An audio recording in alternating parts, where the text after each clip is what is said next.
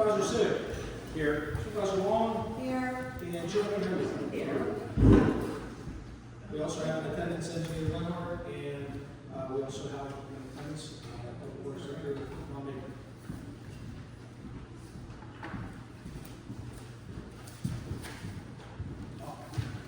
Thank you so much.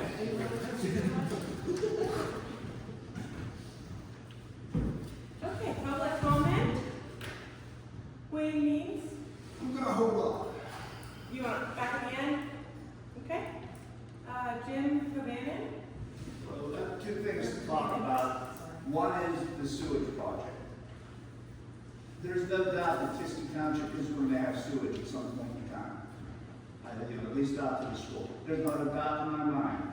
It may not be here in my lifetime, but it will be here. And the quicker it's done, the cheaper it's going to be done. So keep that in mind. Secondly, from those 3 decades, I participated in, or taken advantage of the Kiski Township spring and fall cleanups. It's a good program, thank you. But a lot of people don't know, every time I've gone there, either Nick Bouster or Chuck Rodnicki were volunteering their time, and often both, to make sure it runs well, and they need a little bit of recognition for that. Thank you. Thank you. Abby Birch? Yeah, I have a couple questions. First off is, did you guys do a declaration of, for the disaster or anything else to coincide with Armstrong County or not? Yeah, Mr. Mullen was contacted for that, and he indicated that no local municipalities were required to file that declaration. The county's declaration covered the Okay, municipalities. I just want to make sure that, that everybody was covered under that. The other thing was anybody as far as supervisors or road department notified when this all happened, when everything was all closed up that night? I know that a lot of phones were down. 911 is instructed, I believe, for trees down and such. 911 is instructed. It's on our sheet to contact fire department for trees down. That's not what I was concerned about, is the fact of getting everybody out when there's an actual disaster. So typically, whenever 911 calls the supervisor in charge of public works, we would send out our public works guys as well. I know that Chuck, his phone was not working.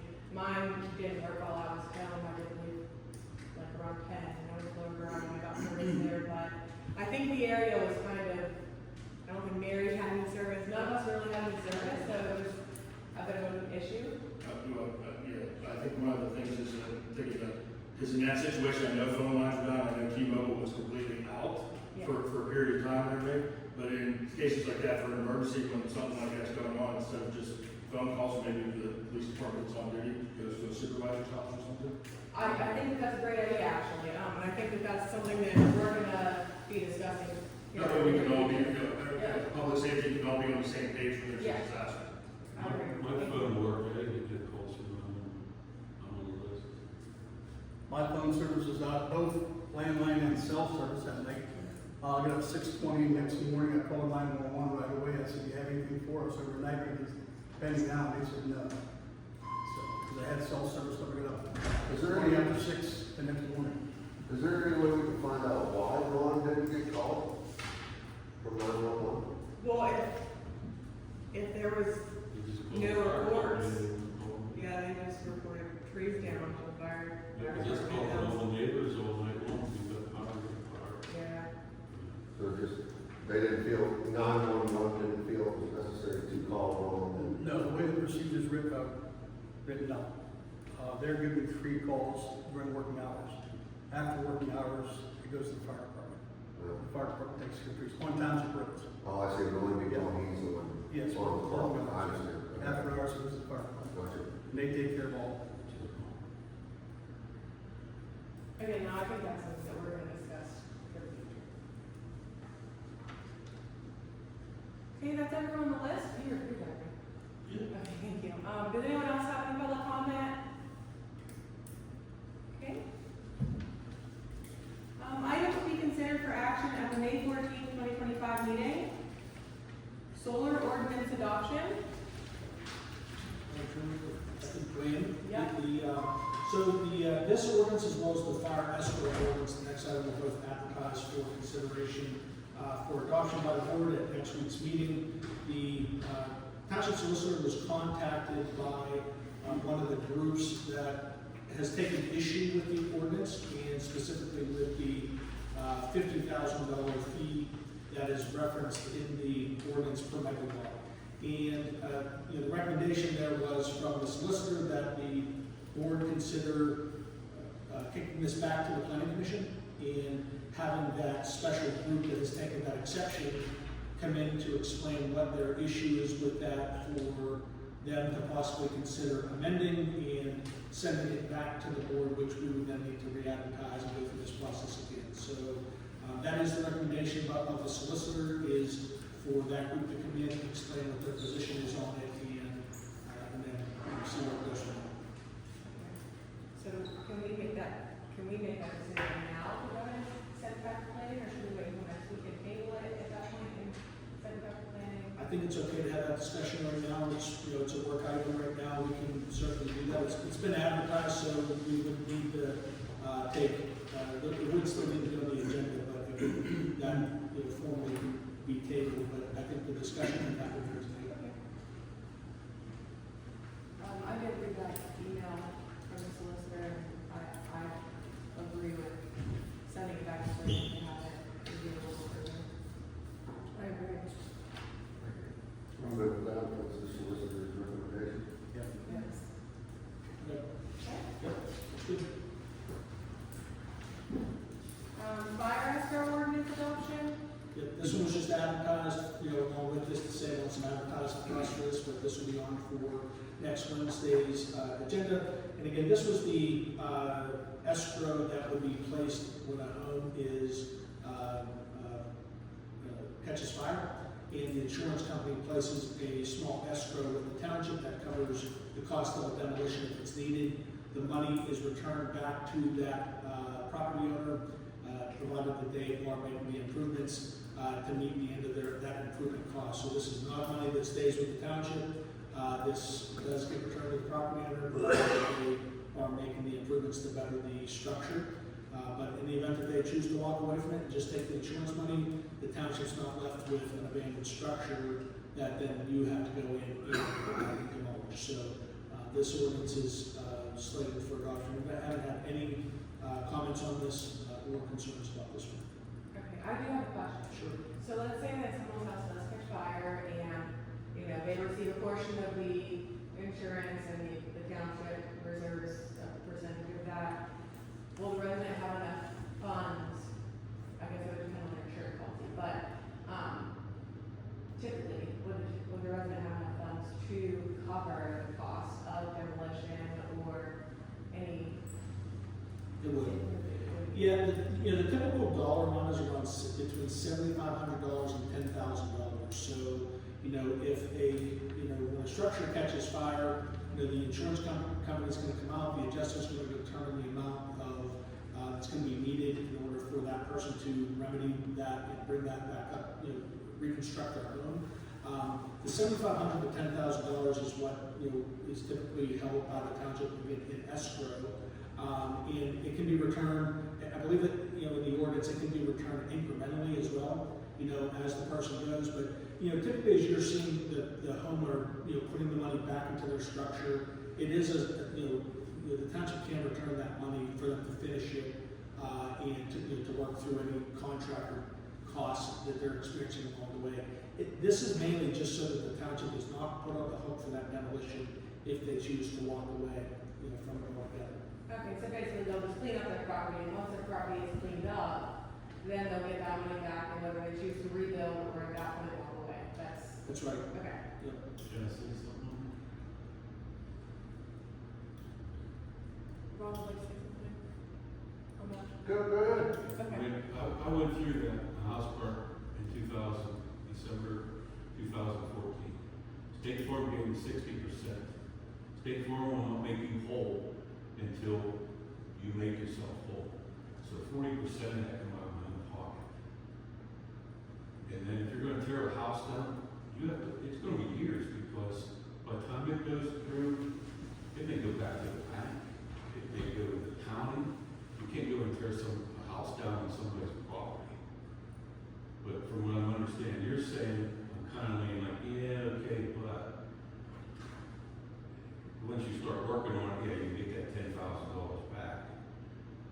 puts a hardship on the owner.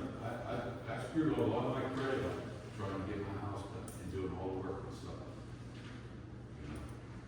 You know, but- this is primarily, to protect the township. But you gotta realize it's gonna take years before you go in there and clear that property. It'll be just like down there on the island that we got off of Quarry. You can't just go in there and tear it down when it's in someone else's name, a bank's name, or I've been in the insurance business for 30 years and I've never had that problem. I had 6,000 square foot, 5,000 square foot hall collapsed on New Year's Eve. And it was demolished in 5 days. And the insurance came through and paid it.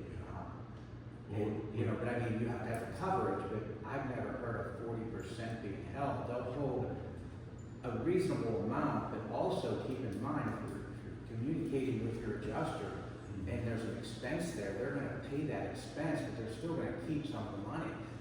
They have to put it on the right, Bill, had area insurance come up, road check, that was it. Well, that's what I represent.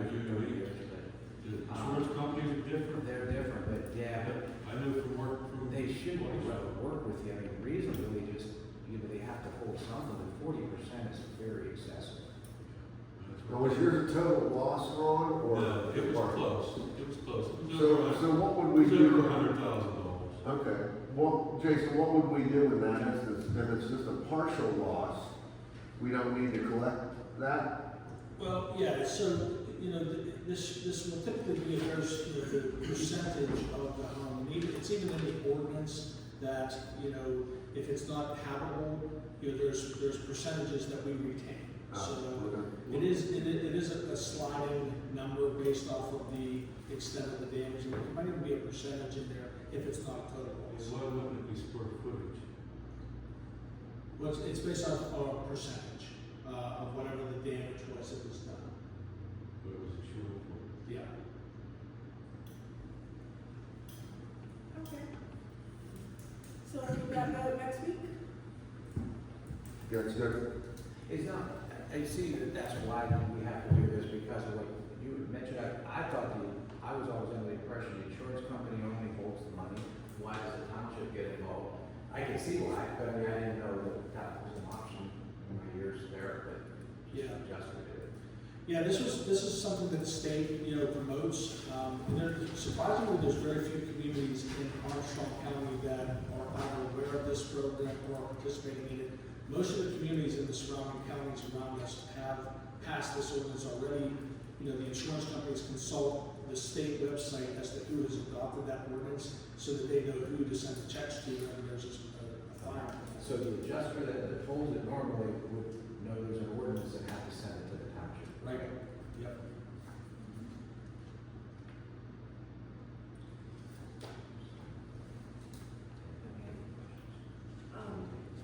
Are we gonna, do we want to do a public comment? Well, we let Ron talk, I think we should keep it the So same. as long as the board's okay. I'm good. Go ahead, Diana. Well, I have a question, because we have this situation right now. The house in Brownstown that burned, he doesn't have insurance. And he's now in a home, he had a heart attack.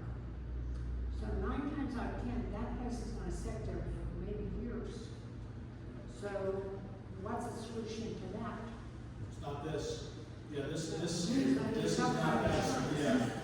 is not that solution, I can tell you that. So, in that instance, we have to follow through the code enforcement process, and follow the property maintenance code to deal with, structures that are like that. So this covers, properties that have insurance, and it's one way for the township to recover that money if we have to go in and demo. But you can't recover money from an insurance company if there's no insurance company, so this doesn't cover that. Would the township be able to apply for some of this money for like slums or, floodplain buildings where they would? CDBG there is money at the county level to carry on abandoned homes. Yeah. But you got to get the property owners permission. Get them involved. Thank you. Diesel fuel bid. Yeah, the township advertised the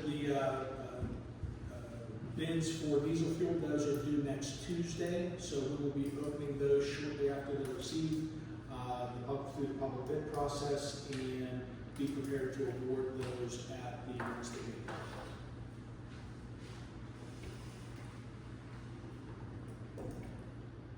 Okay. Anti-skid hauling bid? So this item was brought to my attention from Ron that, we do need to be stockpiling anti-skid for our dirt roads. The stone itself is available for bid off of the CoStar's contract. However, it's the hauling aspect of this, the trucking, that needs to be bid. So this would be a motion to authorize the bid advertisement for accepting bids for truck hauling for that commodity.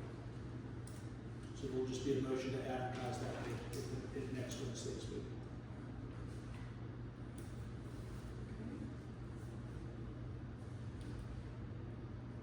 South Ballslinger intersection painting?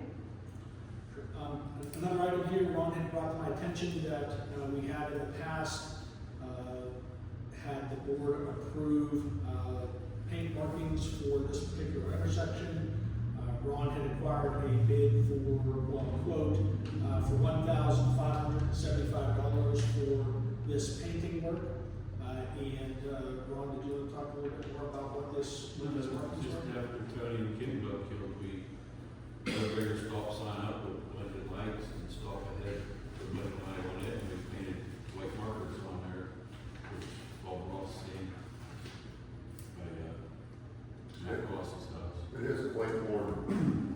Yeah, it's worn off the road, it's not very easy to see anymore. The sign is in good shape, but the painting is, it needs redone. It's apparently a dangerous intersection that people forget to stop at. I don't know why, but, you know, PennDOT said they'll drive as fast as the road's capable of, and it's going for 60 miles. I thought so, put another sign down there with a stop sign, stop intersection ahead. The CNX taking over that road, going to widen it out and do work on it. We want to spend $1,500 or whatever in lines right now. They're They're not gonna do nothing for a couple of years. I don't think it's that. Well, you can't see them now, so, I mean, you don't redo them, there's another accident. That's why I said put another sign down below, stop intersection. There is, Stop sign ahead. there is a stop ahead sign with a red blinking light. There's a stop sign there with a blinking light on it. And the board, 2 or 3 years ago, wanted to paint them lines on there. Like PennDOT does, stop ahead, right, the X's, and, it's up to you guys. Can we do it ourselves, public works do it? Why not? We don't have stencils. It'll look like a little kid did. We don't have the paint. You want to do it right. Save us, what, $1,300, $1,500, whatever. That's a certain type of paint, and you're gonna, Isn't that a reflective technique? yeah, it's like that. Yeah, it's a little bit more expensive. Yeah. That's why he had, it took him a day to get the price, and get all supplier, so much the paint was. Well, then the PD does the speed zone signs along the highway, speed zone lines, I should say. It isn't just white paint. But we used to reflect. I don't think that $1,575 is worth somebody's life, but it can't be seen now, and I think we should get them back on there. Yeah, CNX isn't gonna do the road for a couple of years, I agree. Yeah, and I think it's gonna be a while till they're coming in. They're just in the beginning stages, I believe. Jason, maybe you can call them first, in the meantime, ask them how soon, because no sense paving lines on next week, the week after, they're gonna tear that road up. We ask PennDOT about that? CNX. Oh, yeah, sure. They haven't even got the drawings in there to us to review yet, so. I'm sorry, I said they haven't even gotten the drawings to us to review. And then obviously we have to go over them and comment and make any adjustments, and then obviously they're gonna, I mean, if it's a township road, as soon as they get the bond from the township for the road, for the work and all that, then obviously they can do the township road unless it's butting up against the state road. right. And then, There's not even, what's that? there's not even survey markers on Hitman Road or any of it. Just stuff. So, I mean, it's been a long time.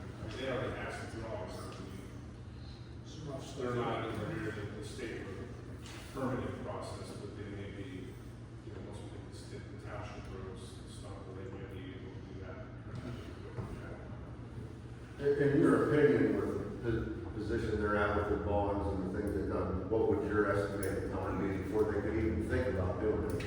I would probably think 2 to 3 months is the earliest they would be able to do that. That's too long. That's too long. It's summertime, motorcycles out. Yeah. If it's not gonna be next week, it needs to get done. I'd rather not be in that position. Yeah. It's about one. So let's vote on that Yep. next week. If it requires. Yep.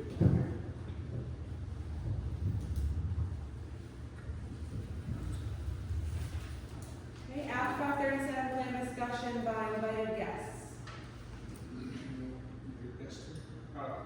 Oh, this is us, I didn't know what he looked like either, so I couldn't pick it out. So, just real quick, after, the last meeting we had, with everyone, the Madam Chairperson, you were commenting about the descriptions were missing out of that one column about unknowns. I actually went back through to that spreadsheet, and the way the spreadsheet was laid out, there was the master column that you see on the PDF, and then there's 3 columns that are hidden, and there's drop-down boxes that have a drop-down list of items that would be potentially wrong or noted on the properties that were there for whether it was, bad septic tank or anything of that nature that would correspond to that. So I went back and looked at the spreadsheet and noted that the master column that was showing everything in that was associated with that was that it should be reading 3 boxes to the left, 3 columns to the left. It was actually reading 3 columns to the right. So I adjusted that so that is populated correctly. It did not change the percentages or the ranking of whether they were determined to be a failed system or whatever, but it clarified because everything on that first column was based on the comments and the notes off to the far right. And so that was corrected. So So the malfunction indicator is now listed for all of the houses that, right. and that's updated on the website? We will be, just got to. Okay. So yeah, it was a technical issue. Right. And that's why I asked if there's questions you have for this, this is, this or this is. Lead by anybody there to obviously come to discuss this with you. You have questions you want to determine real further, so.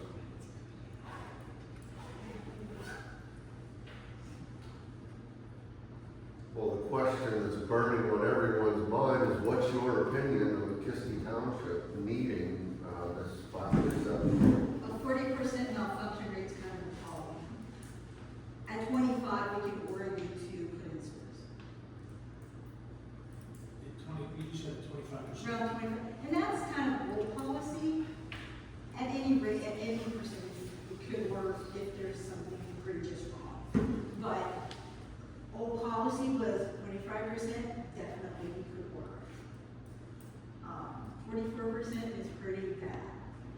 Anytime you have any wildcat sewers, that really has to be addressed immediately. Those are discharging usually straight into streams.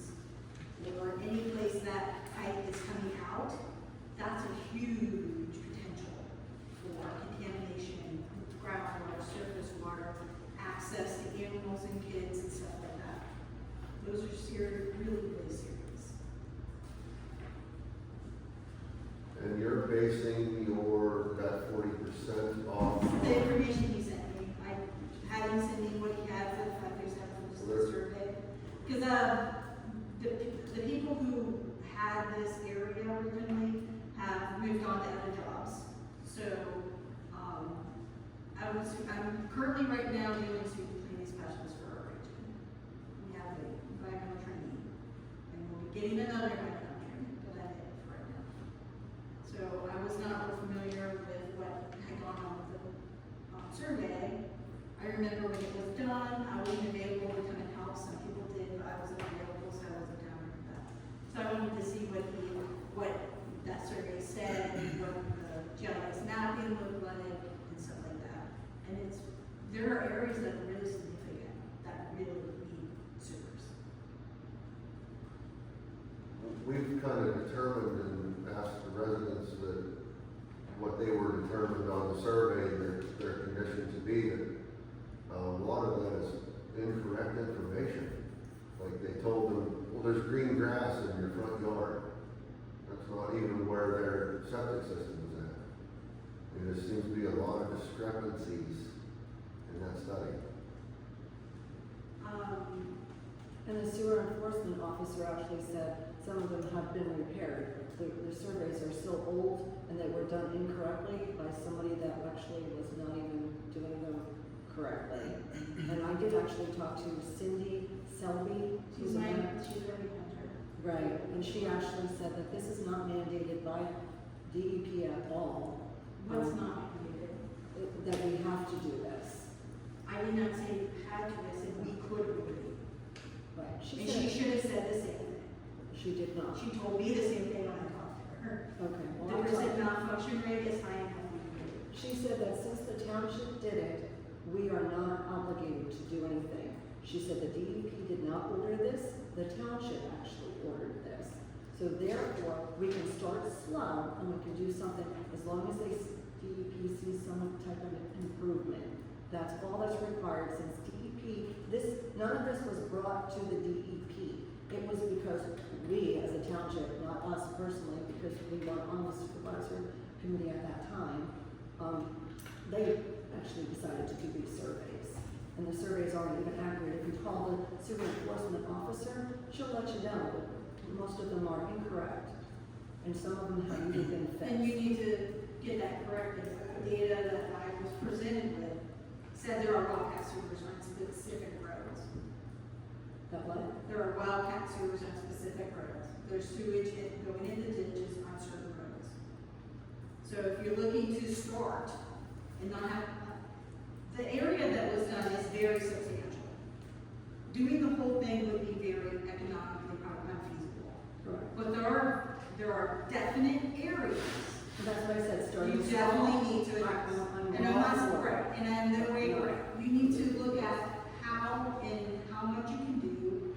And just the one thing that we're finding, some of the municipalities who did face work, like, this is really bad here, this is bad here, and they have like a 5-year plan. They ended up having to combine the last 3 years because doing it individually was economically unfeasible, but when they pulled them together as one project, it was more feasible. It was basically, when they're out there and they're actually going and building, just like a road, it's easier to do a road, instead of doing a road over here and a road over here, it's easier to do 2 roads that are connected, same thing. So that's the thing to look at. What can you get that's concurrently together and get super easily? And looking at, part of it is where you have the access point to the existing public sewer and how you can go from there and get the worst areas. And that's the other thing you can look at is by neighborhood, what is that percent malfunction rate? So if we take this one area over here, that one area, the one area is going to be really, really, really high. If you look at the mapping, almost all the houses are red, and I'm assuming that's probably the wildcat sewers were. That's what I was saying. Yeah, it's probably the wildcat sewers. So, and those are the really egregious issues would be like wildcat sewers. That would be an area you would want to hit first if you can. But depending on where it's located, it may dictate how to get to those worst problem areas, may dictate who else you need to pick up along the way. Because it has to be, you want to make sure it's economically feasible, which means you need to pick up a few more areas. Because doing 12 people versus 65 people versus 100, there's going to be an economy of scale. And that's something you could look at with your engineer. From an engineering standpoint, the problem is that the gravity sewer that we currently have is on the other side of the hill. To do this side of the hill was in the new planning so anything you do is gonna require a pump station. Yeah. So to do, let's say there's 300 homes over here, there's a trailer court that obviously be tied in. Right, so that's part of the issue. Right, so if you're sizing it for, let's say, 150 homes, and then 5 years from now you wanna do for the other 150 homes, now we gotta redo the pump station, you know, you're talking anywhere from $350,000 to $500,000 to do the pump station. You don't wanna be redoing it twice. So that's where the planning comes in, and then, but this would have to be part of that new Act 537, it would have to be approved so that we could actually start working in this area. Now, the other thing is that if it does require pump station, one of the things you can look at is making sure some aspects of the pump station are maybe sized for the ultimate project and making that pump station. And everything to the east would eventually have to come to that pump station anyhow in the end. Right. So that's the thing, we have, that's what I explained to them, there has to be planning. You can't, that's why they call it plans, because you wanna have it laid out before you go through these phases. You don't want to be redoing the pump station 2 or 3 times. It's money you're just throwing away. Right, you wanna plan for your 20-year area, not the 3 or 5 year window you're gonna try to sewer first. You need to look at the whole thing and make sure that infrastructure you're putting in place can serve you long term, not short term. I think is what you're trying to do that. So you want your main infrastructure to be able to serve you long term. There are some areas further out that may not be as bad, they're more suspect than listed as malfunctions, and then, but there's a few pockets of malfunctions too. And that's the other thing to look at. So it's been several years. Have the sewage enforcement officer provide the information about what systems have been repaired and get that into the spreadsheet also. So like if we knew that this one had a discharge towards a ditch, they went and sold it, and to sell it, they had to put in a new system. Usually what happens. She has a whole Yeah, list so of. she provides that, that can go into that list to explain, to, address or reevaluate areas. If you feel that one of the areas that she felt was completely wrong in what was determined, you would have to send them out, send out this, you would have them look at it or something like that. So, I think some of the areas, if you took a quick run through, you might be able to determine pretty quickly, yeah, that is legitimate, and some of them may not be as legitimate. Did they just, I thought the lush green grass was suspect, not. Yeah, it's potential. Yeah, like if someone's had lush green grass, that wasn't listed as a malfunction, that had been a suspect system. So I'm looking based off more of the red dots, which were malfunctions. Surface to the ground, it's coming in the surface, it's piping out, it's gray water separated, coming out on a pipe somewhere. Stuff like that, that's a malfunction. The lush green grass, unless there's a puddle of sewage in it, that's usually suspect. And that was the orange dots. A lot more orange dots and red dots out there. And those are the ones you need to basically get may need to have those checked again later on. So the areas with your red dots are the ones you want to focus on. And those were the confirmed malfunctions. The economy, you have the other option, if we know that there's issues, then as the township, you can force those property owners to correct it. That's the other thing. So if you have some are on the further outlying areas that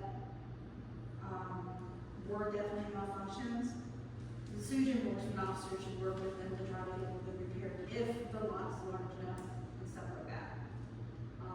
And that area then could be reviewed. She says she's not allowed to go on person's property, she's not allowed to go, they're not even allowed to go and look at these. Who told you that? The sewer. Who's the sewage enforcement officer? Francine. You can call her. She texted me earlier, she is not allowed to do anything like that. She said until somebody actually complains, until she calls and tells Francine that there's a problem with my sewer, she cannot go legally out there. So I don't know where the misconception, but I talked to her. If there's a complaint, you can go out. Right, correct. In this Complaint. case, there is documentation. The thing is, you start with letters. You don't go out on the property. You start with a letter. From the survey done XYZ date, it was determined your system may not be functioning properly. The township's here with the sewage enforcement officer to help you come in compliance with the Sewage Facilities Act and make sure you have operating sewage facilities, your sewage system. This promotes the actual property value. If you don't have a functioning on sewage system, your property's not worth much. So you're doing it as the township and the sewage enforcement officer is here to help you get your system into compliance because the township is not going to be able to sue this area anytime soon. So you start with letters. You don't just, you're right, you're not going to jump out there and go out someone's property. Right, that's what You I start with remember letters. what she told me.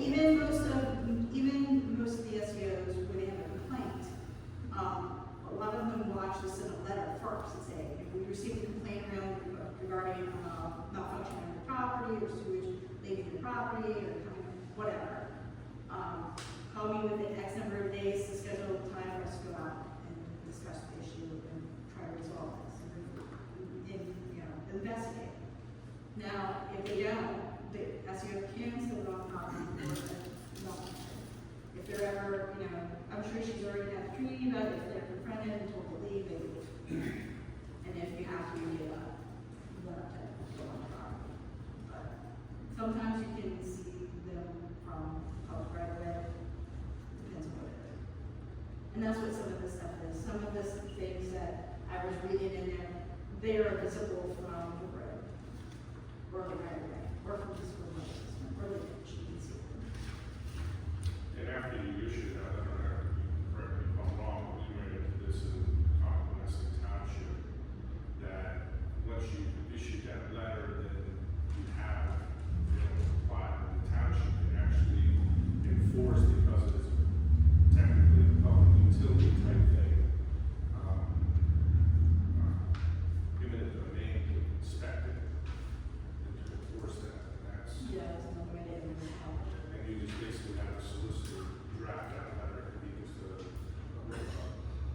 the understand letter that you issue to them saying, well, based on, we're going to do this, and the township is not going to inspect. Yeah, basically, if there's areas that, you're not able to get to soon less, you can put a sewage management program into place where you basically request everybody to start pumping the tank every 2 years to try to make sure that's gonna help push things along. If they have any kind of habitable absorption area, that will make it last longer or function better. You could also say, if you wanna make it so the township's not the one going out, there's so many different ways you can do it.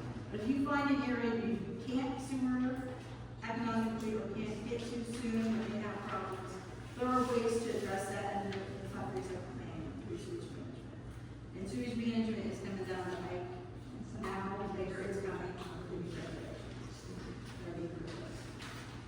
I think they were actually pushing through that mandatory 2 to 3 year call-out plus pressure testing. I thought that was tough. The pressure testing is currently in the draft, right, we'll see if that's. Yeah, I know they're talking about it. Yeah, I was like, something, how would that work? I don't know. But, some of it, yeah, I don't know how that will survive, but like the current, draft regulations are available under the SAP committee's website, and the representative with PSAT, I believe, is on, the SAP committee. So anyone can review those regulations and, put comments to their representative, the representative can then provide it. So this is like the draft regulations go to SAC first. That's like our first step before it goes to the different committees with the legislature and stuff. We're probably a good year and a half, 2 years before we see publication and everything yet. The other thing they're concerned about is, like I said, we can't explain that we can't do anything over here for the act, factor this out, it's updated. Right. But they're concerned about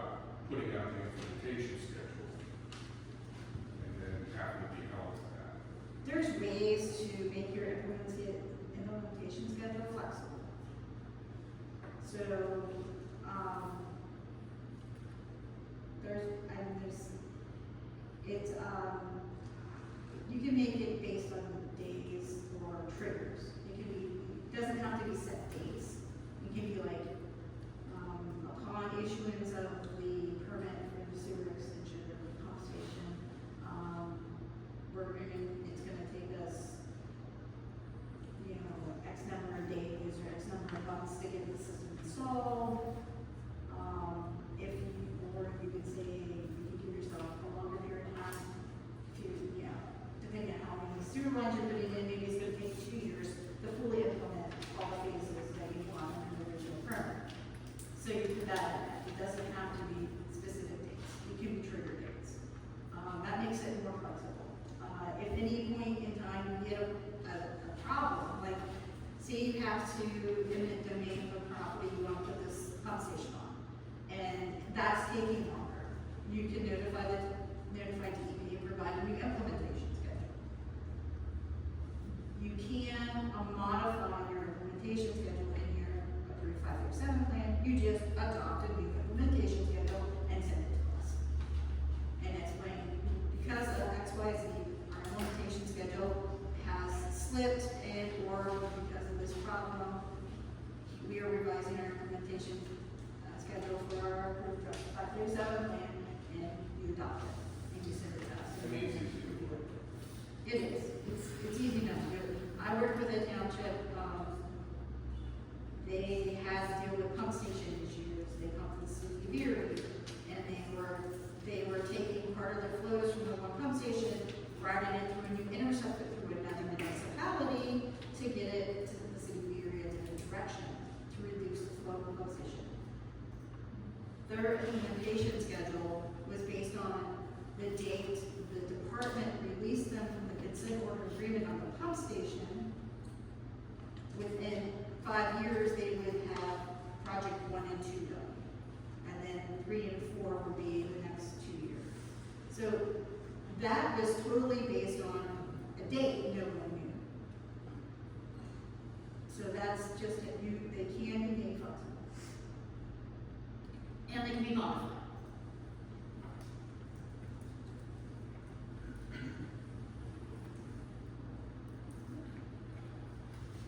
Thank you. And as you guys get going in the planning process, you have questions about how you can do something, stuff like that. If there's a problem you hit, contact us and we'll talk to you. Because there's a lot of ways to do things out there. I know for a fact we have areas in our township that are worse than others.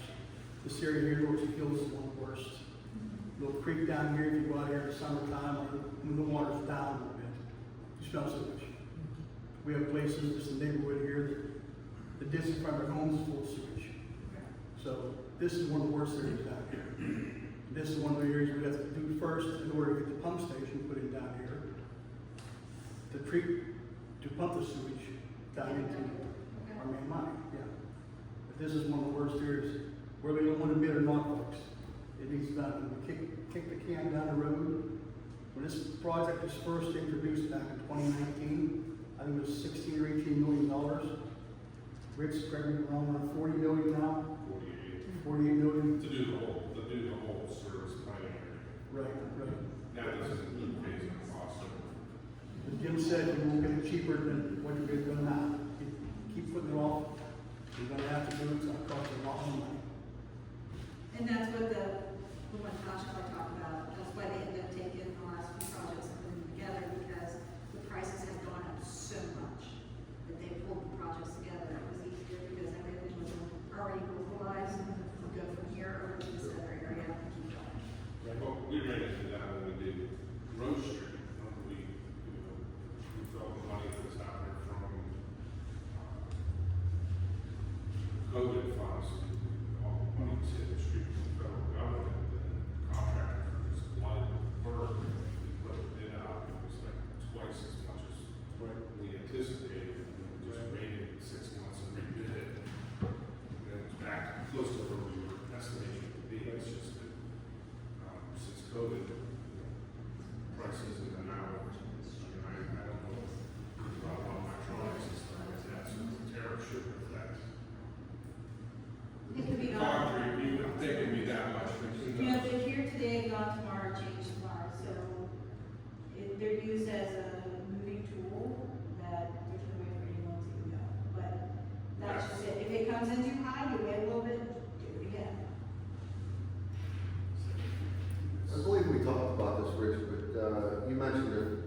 did get implemented. The first phase would be started what year? Well, we would have to submit the plan to the DEP, and they would have to do their review process. And it's been 9 months to a year, so I don't know if that's increased because everybody's understaffed.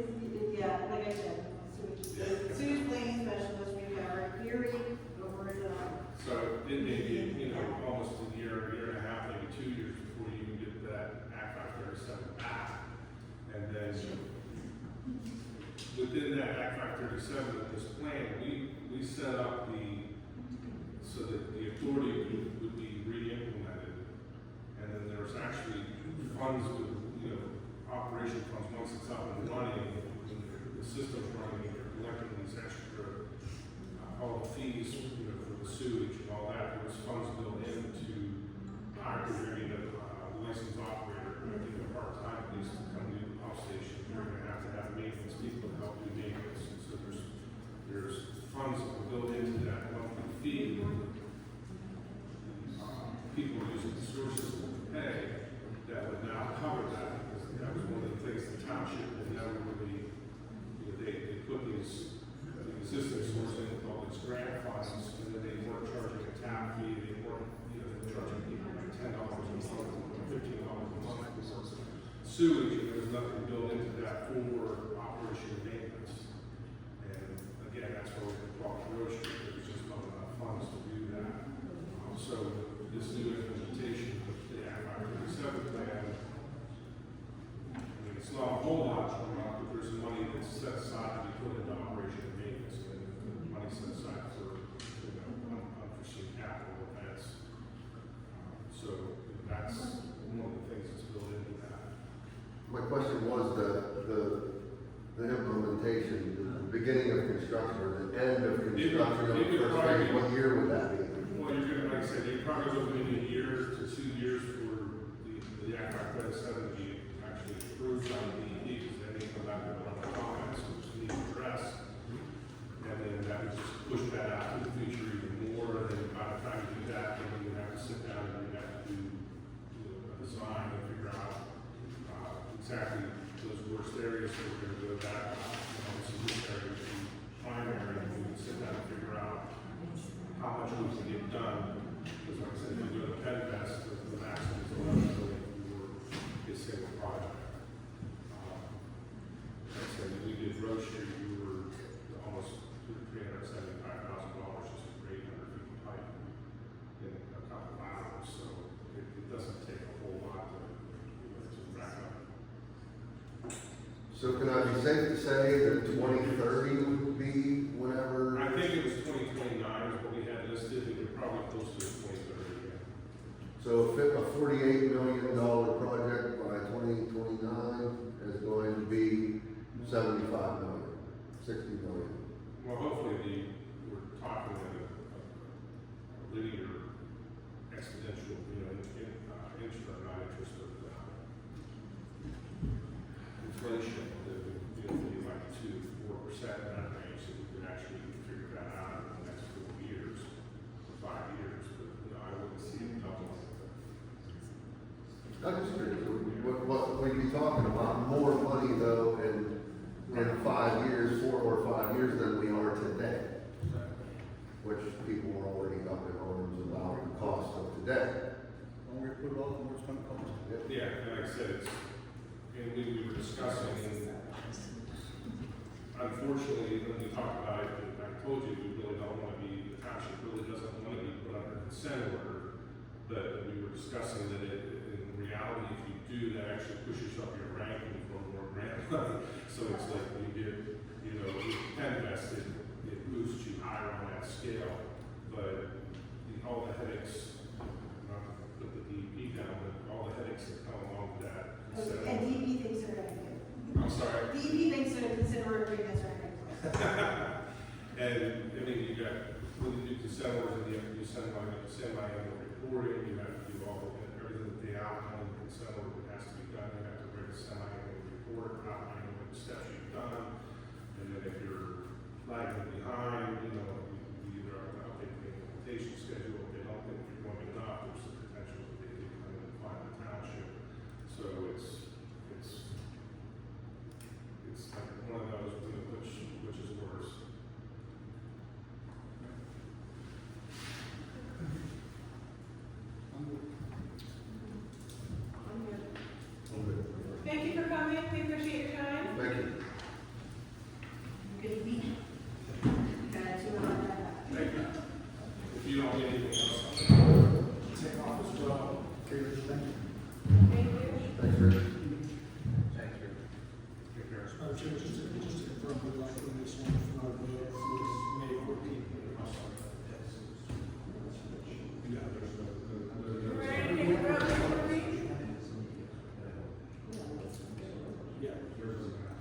So the board has been presented with, the plan and update, proposal, and does need to take some action on it.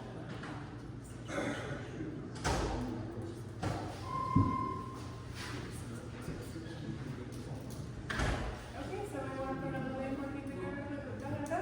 I'm good with that, yeah. Yes.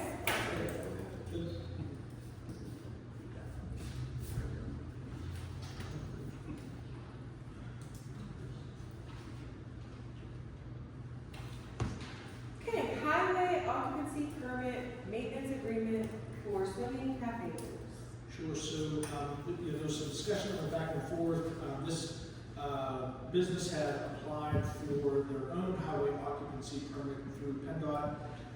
PennDOT kicked that back to the business owner and said that the township needed to be the applicant for this.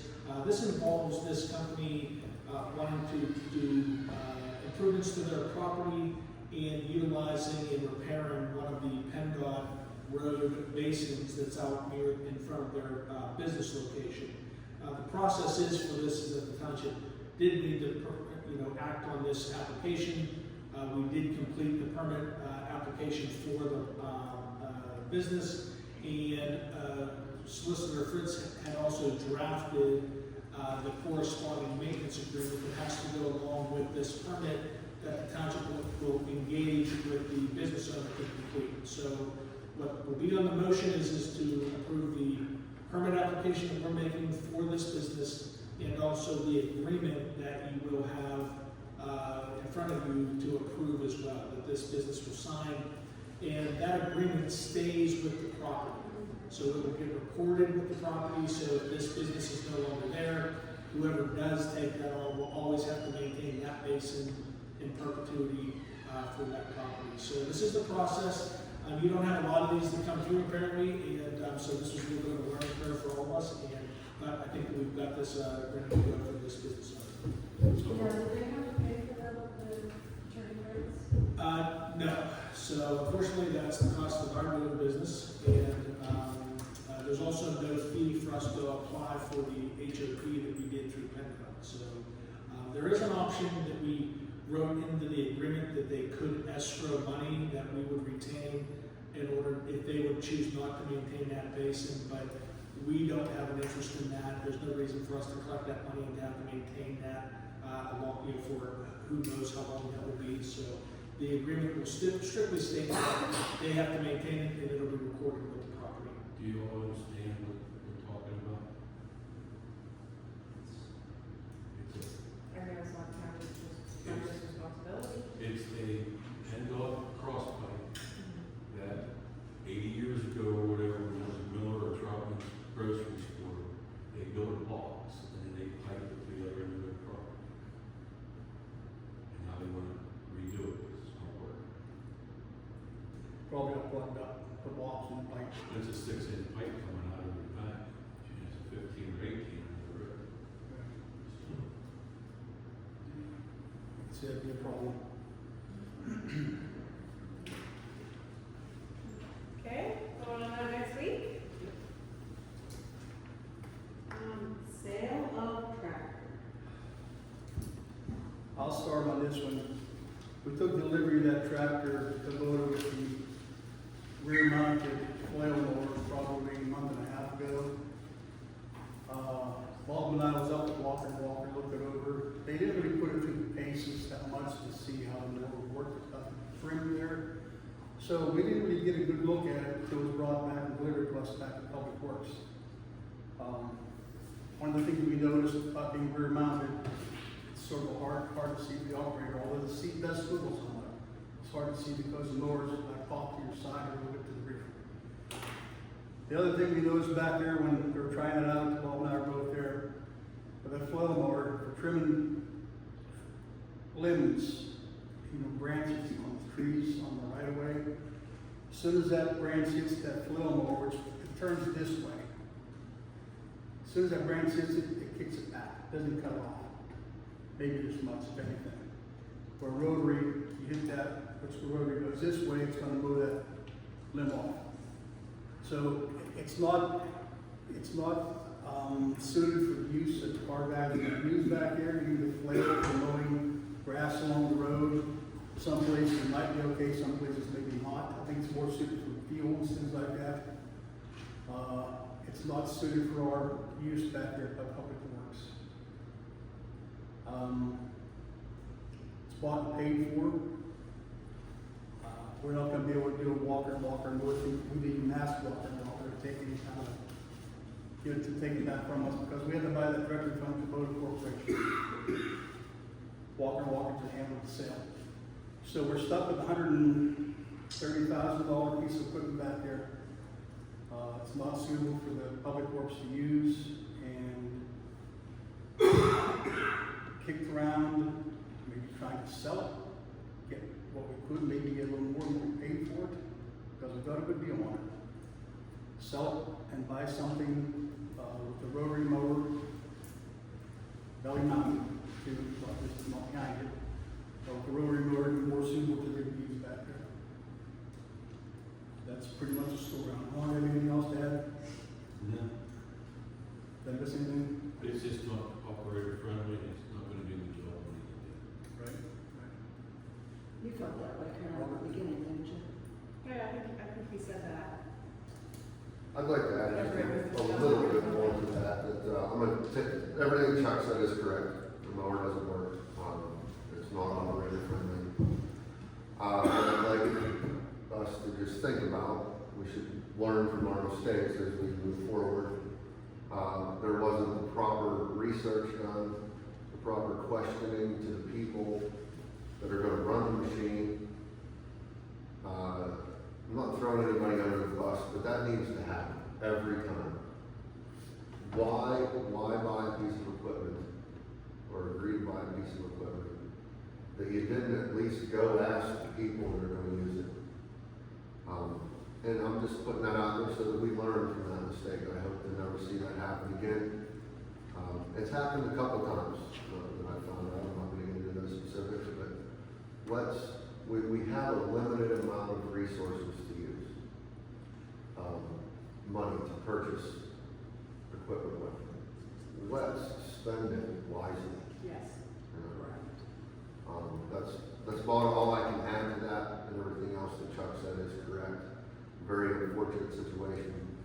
We should be able to get our money back out of it.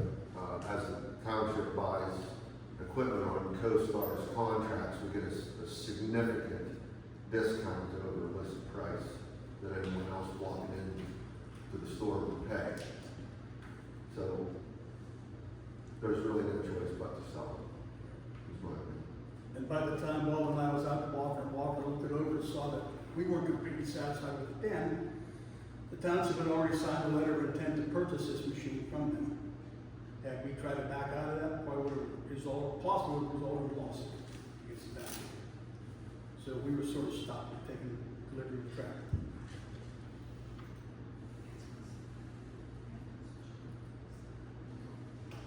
That's all I have. It's my suggestion to put it on the agenda for next week to decide how we're going to advertise it to sell it. Take a vote. How we're going to advertise to sell it. Okay, let's go next week.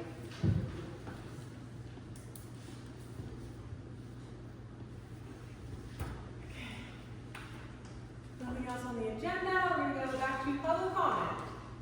Wayne? All right, that tractor. There's no other type of mowing apparatus you can get for that tractor? Go and check with the dealer on Butler, maybe put a belly mount mower on that, and the way that tractor is designed, he suggested, don't try it. There's no frame, and there's no way to put a subframe on to accommodate the type of mower that we All use. right, just Yeah. wondering about Then that. we'd have to sell the flail mower off the back, which is a 3-point hitch mounted. We have to sell it. It's So not, go ahead. it's a light duty tractor in a sense. It is 103 horse, but it's not big enough for it. All right. And another thing I'd like to bring up is township building here don't have enough handicap parking. I was lucky today that it was open, because if I would have had to walk up that hill today, so I don't need 2 spaces out there ain't enough. We possibly could get 3 there if we can. But I was gonna suggest over on top, over there, make some more handicap spots. On the back part of the lot. Yeah, just on the upper, Yeah, right. yeah, that's needed.